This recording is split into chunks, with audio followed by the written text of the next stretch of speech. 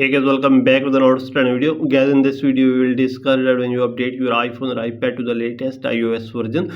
So let's check, guys. I have updated it to latest iOS 18.1 beta 7. So my update stuck on preparing update. So if your update stuck on preparing update, so how can you fix it? So guys, we can fix it very easily. So simply you may just go back, and first of all you may just open the settings of your iPhone or iPad, and guys, you make sure that you have an active internet connection. If you're connected to Wi-Fi, you may click here on your Wi-Fi.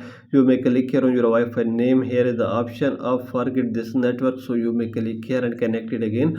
Or if you're connected mobile data, you may click here on mobile services, and you may select 3G, 4G or 5G from here. Then here the option of VPN. If there is any connected VPN, you may disconnect it. After this, guys, here the option of general, so you may click here, and here the option of date and time, so you may click here on date and time, and here the option of set automatically, so you may turn this on. Then go back again, and here the option of background app refresh, so you may turn this on. After this, here the option of transfer or reset iPhone, click here, click on reset, and click on reset network setting. Then guys, you may go back, and you may just restart your device and check that your problem will be fixed. So let's check, guys. Now you may open general again and click here on software update, and now you may check your update will be start, and now you can enjoy your latest iOS 18.1 beta 7 update easily. So by all these methods, guys, you can fix it very easily. So this is the video, guys. For more videos, please subscribe our channel.